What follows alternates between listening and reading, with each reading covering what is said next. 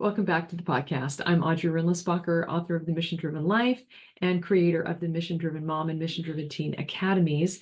I'm super excited to be joining you today to talk for a few minutes about this wonderful Thanksgiving week.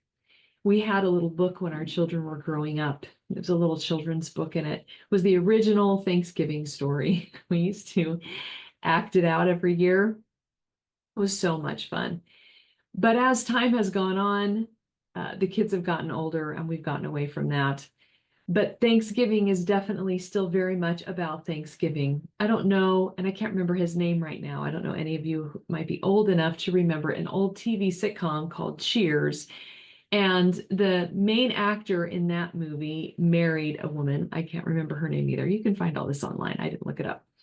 Anyway, I saw a video once by her where she talked about how gratitude was her religion. She didn't express any belief in a divine creator or a relationship with that creator. But what she had discovered was that being a person full of gratitude at all times had literally completely transformed her way of being, that it was a deeply spiritual way of looking at the world, and it was something that brought her joy. And so wherever she was at, whatever she was doing, she was always trying to think of ways that she could be grateful to someone, or just grateful in general for whatever it was going on around her, or the people in her life, or the things that she'd been blessed with. And I've thought a lot about that video. I mean, I've never forgotten it. I saw it many years ago because I realized after, the more I thought about what she was saying, that gratitude was her religion, I've thought more and more about the incredible power that being a grateful person is. Like, when you're going to say something as powerful as gratitude is my religion, you're saying that it's sacred, that it's holy, that it's spiritually nourishing, that it lifts you, that it blesses your life and blesses other people. And just imagine, like, wouldn't it be wonderful to be friends with her and to hang out with her? Because she has trained herself to be the kind of person that's always looking for the good, always looking for the silver lining, always trying to find what she can really be happy about. And I just think I think it's so beautiful. There's an elementary school by our house, and they put a little sign up. They have a board outside the school for announcements and things like that. And the sign says, this year, it says, let this season be full of thanks and giving. And so that is what we do. We are full of gratitude, and we give. Those two principles, that we're giving thanks, that we're giving our gratitude, giving other things too, is so nourishing to the soul. And I want to share with you a little book. I can't remember why it came up in conversation. I was talking to my sister, and she mentioned that her book club had gotten this book, and I got curious enough that I decided to buy it. Ended up reading the whole thing. It's called 365 Thank Yous by John Kralik. And I'm going to read you some selections from the book just as food for thought today. I would highly encourage you to go get this book. I thought really long and hard about giving it to all of my kids at Thanksgiving time, but I haven't done it. Partly because it is kind of hard to find hard copies. I could only find one here and one there. Most of them were used. I don't know if it's gone out of print. You can find it, and you can find virtual copies as well, but it's hard to find. And partly because I didn't want to be super preachy, but it is a book that I've thought about often all throughout the year. I found it early in the year, and it's really inspired me. We used to have this practice. I was trying to find ways when my children were younger, and some of them very young, for us to serve. And there aren't a lot of places that you can take a 5-year-old and they can do kind of a hands-on type of service. There are a few, and we would try to do those. But one of the things that occurred to me, which became a family ritual for a period of time, we eventually lost it. I'm not sure if a change in lifestyle or family dynamics or moving, what happened, but and I would reinstitute it. But we would have a big Sunday dinner, And after dinner, we would clear the table and I would pull out thank you notes and colored pencils and markers and stamps and every, kind of crafting thing. And we would write at least one thank you note to someone we were grateful for that week. I'm so grateful that I did it. I'm so glad that we had that practice in our home. And it made a difference in the way that we thought about ourselves and our lives. It's easy to get grumpy. It's easy to have big expectations. It's easy to be frustrated when things don't go our way. And this is a time of year when we get reminded, but then we get really overwhelmed with having, the perfect pies after Thanksgiving dinner or all of the presents wrapped in matching wrapping paper. I don't know. Whatever your hang up is. And just by the way, it's kind of funny, but I know that the holidays are stressful for me because one of my recurring nightmares when I get really stressed is that it's Christmas Eve and I remember that I haven't bought anybody anything for Christmas. So I have to go out and try to hurry and rescue Christmas.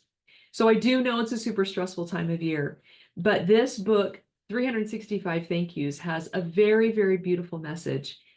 I aspired, in fact, a few months ago, I thought I'm going to do a little short book review on this book for the podcast at Thanksgiving.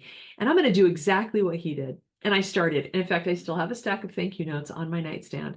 And I've written a few, but not nearly as many as I wanted to, and definitely not one a day. So I didn't actually pull it off. And I wanted to be able to come to you and report that I had done what he did in the book and it had had this big transformation, but all of the health challenges we've had at our house and we're on it anyway, doing lots of things for that, and even stricter, healthier, more nourishing diet, trying to really dive into those health principles, and they're helping. Anyway, I just haven't made the time. I have all the excuses that everyone always has. Haven't made the time, but I wish I had. And I don't know that I'll ever do it every day like he did, but I'm going to get back to the Sunday practice. I've been doing that a little bit more lately, and I think I'm going to reintroduce that in our home, and that might be something that you want to introduce. But let me tell you a little bit about this book because it's really such a beautiful story. And to be quite honest, I'm just going to say on the outset, which you'll understand better when I tell you a little of the story. As far as I can tell, John never says anything about believing in anything supernatural, being a religious person at all, having any kind of a faith component to his life. But what happens to him is very spiritual. And it's spiritual to begin with, and then it creates a revolution in his life. And I'm only going to tell you kind of the beginning and the end so that you go get the book and read the middle. So it starts out like this. On December 22nd, 2007, I felt my life was at an irreversible personal nadir. My law firm was losing money and losing its lease. I was going through a difficult divorce, was completely out of funds, and was living in a small, stuffy apartment where I often slept on the floor under an ancient air conditioner. My sons had grown distant from me. A horrible year was ending with promises that things would soon be even worse. So then he goes into this lowest day that he had in his life, where a friend invited him to breakfast. They went out to breakfast, and normally he was pretty stoic. He could cover his emotions, but on this particular day, he could not. And he kind of let it all hang out, and it really kind of scared his friend. So here's some of the things that he said about himself at that breakfast. He was 52 years old, just about my age, 40 pounds overweight, pasty and tired, with a terrified sadness in his eyes. After 28 years of work as a lawyer, he said, I had little more to show than I'd had when I started, and the little I did have was in jeopardy. So he was owed by several clients over $200,000, which he needed to pay his bills. He was losing his lease because he hadn't been able to pay it. And he said, the results are in, I am officially a failure. He had taken on a case with a woman who then had an affair with the guy she was suing. And then the guy turned around and countersued him for being sued. So he was being sued as well. And he said that he had been married, had two sons, and been divorced. Then he'd been married again, and they'd had a daughter who was 7 years old, and now they were separated. He thought that they were going to make amends, and then they hadn't. And they hadn't been able to work out anything with the divorce. He was in this, he calls it a plaster box. This super cheap apartment was all he could afford. It was terrible, and his daughter would come over and visit. He was estranged from his son. He says, in sum, my business was losing money, losing cases, and losing its lease. I was paying mortgages or rent for 3 households, my second wife's, my younger son's, and my own, when I couldn't even afford one. He was divorcing for the second time, and he was worried that he would lose his daughter also. He said he didn't want to die, but he noticed himself having thoughts about how nice it would be if he didn't have to go on, how he was never going to be able to catch up, how swamped and overwhelmed he constantly felt, and how nice it would be to have a reprieve by getting some really terrible sickness. To make matters even worse, the night before he went to breakfast with his friend, he had been separated from his wife for a couple years, and they had moved on. They just hadn't finalized the divorce, and so he decided to date again.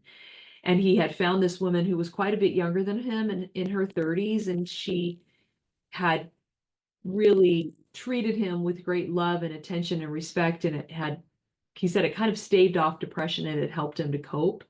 And she had broken up with him the night before. So this is where he finds himself at the end of that year. And before he and his girlfriend had broken up, they had decided to spend New Year's Day together, and they were going to go. He lived in Pasadena, and they were going to go on a hike in the mountains Christmas Day morning, New Year's Day morning. Sorry, New Year's Day morning. And she had made other plans. And so here he was, absolutely, completely alone, facing a new year, and everything was completely bleak. He didn't know how he was going to get out of this hole.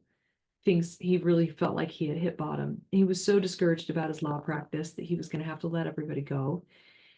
And one of the things that I didn't mention was that he had always wanted to be a writer, and he had had a box where he kept all his writing. It had fallen apart several times, but he'd carried it from house to house throughout his adult life and had never revisited it. And so that was sitting in the background of something that he never did, or that he'd failed at as well, that he felt bad about. And he also had always longed to be a judge, and that was not working out. So anyway, everything, he just felt like, you can see how his life was just absolutely terrible. So he was walking along, and there was a parade down in the valley, and he could kind of hear the parade. He didn't want to be around anybody. He just wanted to be completely alone. So he wandered off the path, and actually he eventually got lost. He said, I had no company that day, but an inner voice that kept saying, loser. There was no one I wanted to ask on that walk who wanted to come with me. My desires and faults had left me solitary at middle age. It was New Year's. There was new growth all around.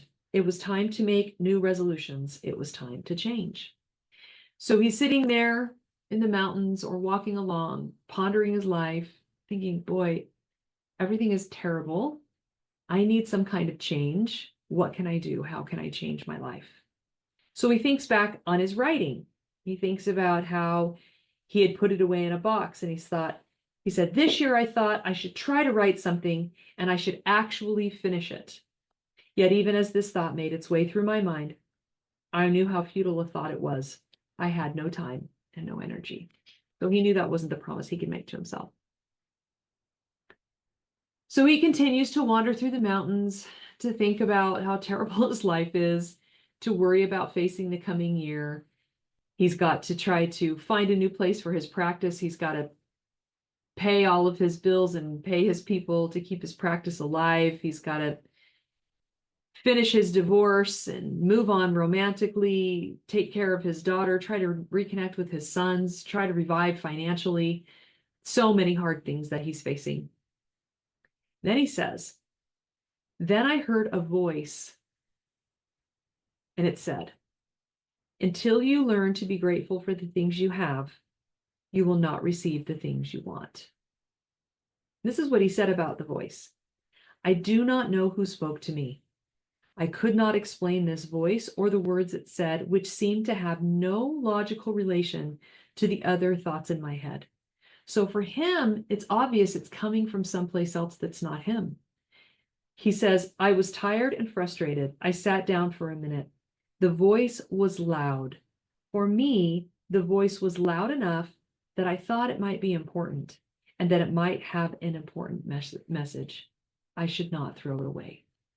So he has the personal integrity to recognize that something, a gift has been given to him, something's been given to him, something has spoken to him loud enough to get his attention and to arrest the other negative thoughts he was having and to put a new train of thought in front of him that had not been there before. And because he was willing to listen and make a resolve and to act, that loud voice, the self-honesty he had to recognize and act on it, and then the actions he took in the coming year completely revolutionized his life. So he continues his walk. He finally finds his way back. And all the while, he's just kind of pondering what this voice has said, which again said, until you learn to be grateful for the things you have, you will not receive the things you want. So then he thinks about his grandfather, who was a veteran of the First World War. And by the time he was 50, he was actually retired. So he's going along thinking about his grandpa. And as he thinks about his grandfather, he remembers something that his grandfather tried to teach him when he was a young boy. And of course, for me, as a person of faith, I'm sure if you're a person of faith too, listening along here, I'm sure you're having the same train of thought that I'm having, that as he pays attention to this voice and he lets his train of thoughts become more positive, he starts to find answers instead of wallowing in self-pity. He turns that corner. He moves the needle from victimhood to beginning to become a creator, which is something that we train you to do in the academy that is so phenomenal. You really need to learn how to do that. It's so incredible. Anyway, which if you've not watched that David Emerald interview, go watch it. Okay, so the lesson that his grandfather taught him was, he said this was in the 60s, and if you really wanted to impress little kids, you would give them a silver dollar. So his grandfather gave all of his grandkids a silver dollar. And then he taught him the lesson. He said, I should have paid more attention to the message that my grandfather delivered with the silver dollar. He promised that if I wrote him a letter thanking him for the silver dollar, he would send me another one. This was the way thank you letters worked, he told me. I have only a few memories of my grandfather from this period of my childhood, but I remember well that on this occasion he was true to his word, and soon I had two silver dollars. Having experienced the truth of this principle, however, I failed to learn it. So he had acted on this principle and he had seen the fruits of it, but he didn't really internalize it. And he didn't understand the power of gratitude that his grandfather was trying to teach him. He said, I was blind to the real lesson he was trying to teach me, so I did not receive a third silver dollar. Sitting on a concrete slab, that is all that remains of the hotel at Echo Mountain, that's where he was, I listened to the voice. And then the following thoughts, first of my grandfather and of his silver dollars, and then of the nearly useless envelopes, and I came up with an idea. I would try to find one person to thank each day, one person to whom I would write a thank you note. By the end of the year, I would have used up the stationery. He has a bunch of extra stationery in his office that's going to be outdated soon. I would have used up the stationery. I would have written 365 thank yous. That's the name of the book. If my grandfather was right, I would have a lot more of what I was thankful for by the end of the year. But my only problem was, did I have anything to be grateful for? The way my life was going, I hardly thought so. But he went on faith. He took a stab in the dark. he did it. He wrote the first thank you. It was Christmas time. So he had just spent Christmas time. And so the first string of thank yous went out to several people who had given him Christmas presents. But I want to tell you about the first one. I'm going to tell you a couple more. I'll tell you a couple stories, and then I'll tell you kind of a few things that happen at the end. And then I'm going to encourage you to go read it all the way through. So his son gave him a coffee maker.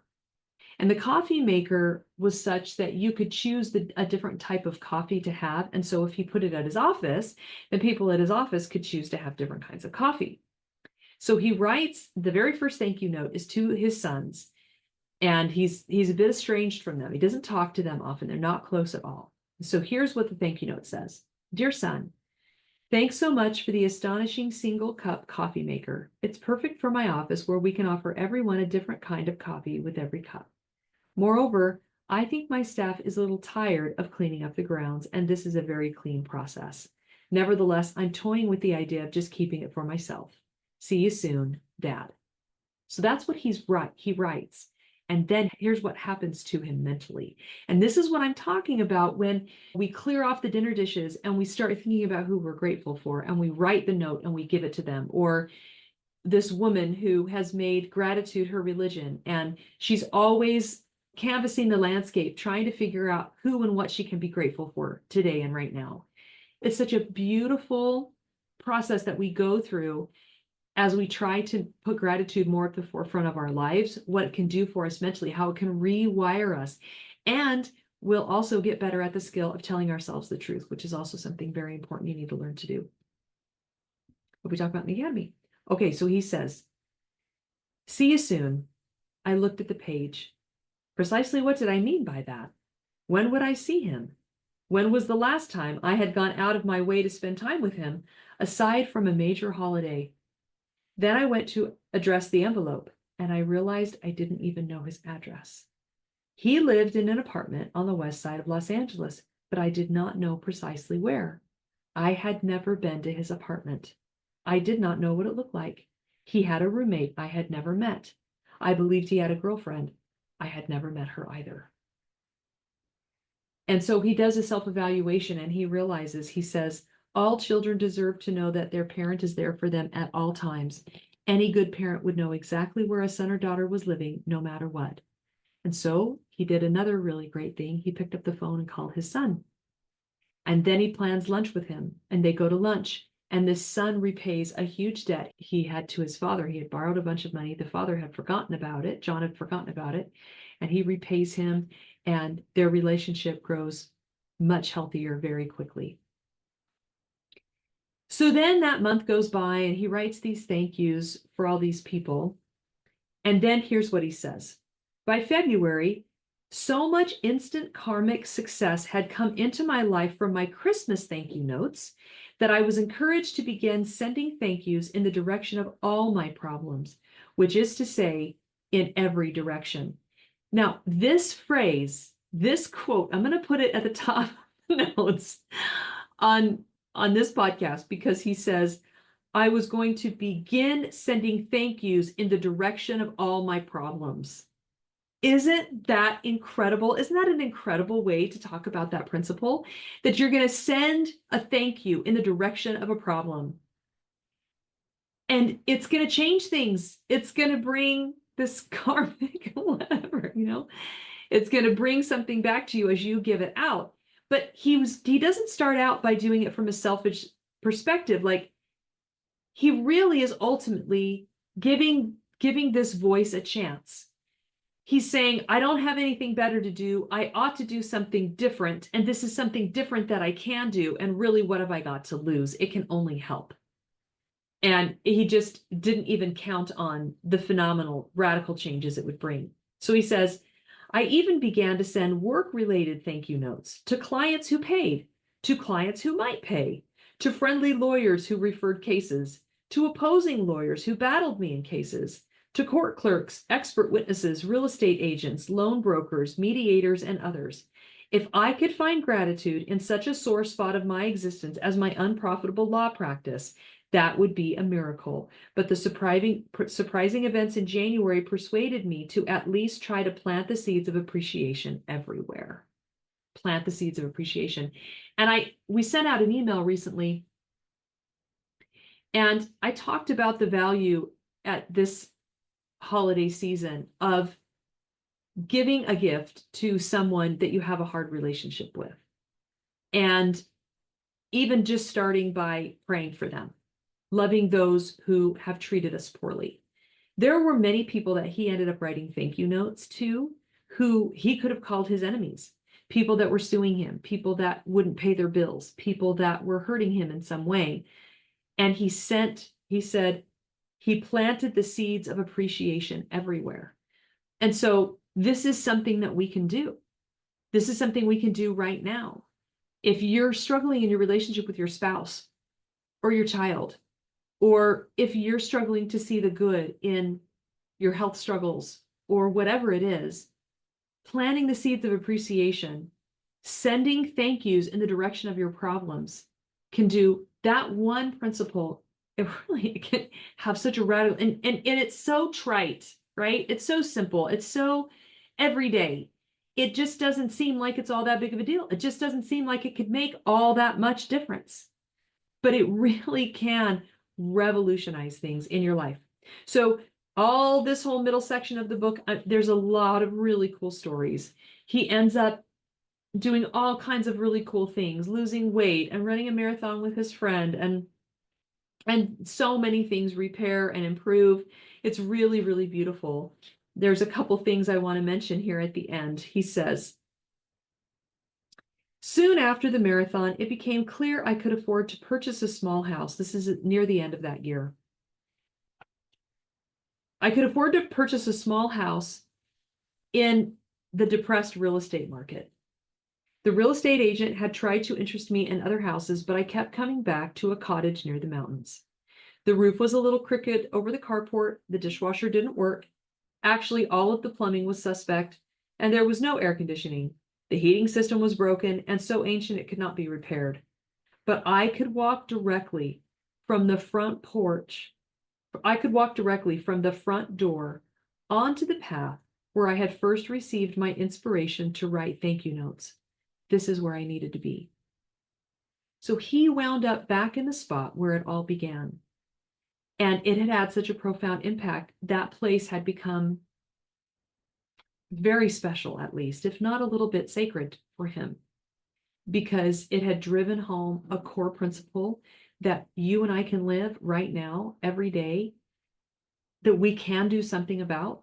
And it is a choice to be a creator, not a victim. This is one of the myriad of ways that we can choose that right now. If somebody has treated you poorly, you can think of something to be grateful for about that circumstance or even about them. And so I just think it's so beautiful that he winds up there right next to the path that started it all for him. He also was appointed a judge eventually. It went through some rounds and he was turned down and it was really discouraging, but he just kept at it. So he was able to be appointed to become a judge. His law practice revived. His relationships with his employees became fruitful. He revived old relationships he hadn't had before. He'd let lapse, and new relationships. And then, this is really beautiful. The voice that originally insisted I write 365 thank you notes then insisted on priority again. Until I could write something about the 365 thank you notes, there would be no other writing. So I began to compile this book. It seemed odd to write again. I had given up my dreams of being a writer when I went to law school. My early attempts to write were kept in that box I never looked in. I kept it tucked away out of sight so I wouldn't be reminded of this lost dream. And unlike my previous attempts at writing, which always seemed to founder, this one seemed to flow. This one had a life of its own. And so he also comes full circle to his young adult, I don't know from his childhood, from when, to become a writer. And the words flowed, the book was put together. He actually sent it out to several agents and was picked up, but was recontacted by several, found a very good agent, found a publisher, and became a published author. All because when he hit bottom, that voice spoke to him and he listened and he acted on one of the most powerful principles in the universe, on this earth, that we can always practice no matter where we're at in life, and that is gratitude. And it can revolutionize your life. And if you want to take up the challenge of 365 days, I would love for you to share, to contact me, to comment below about experiences you have had with gratitude, how it's revolutionized your life or repaired your relationships with yourself, with others, with God, how it's blessed your life in some way. And I'd love to know if you take up this challenge and you start doing your thank yous on Sundays, or you do them even more often than that. It would be just absolutely phenomenal.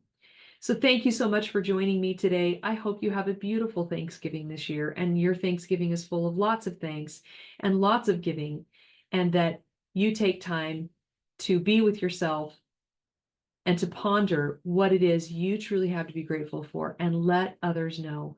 Show them why you're grateful, and you will just see really beautiful things happen in your life. Thanks for joining me. I'll see you next time.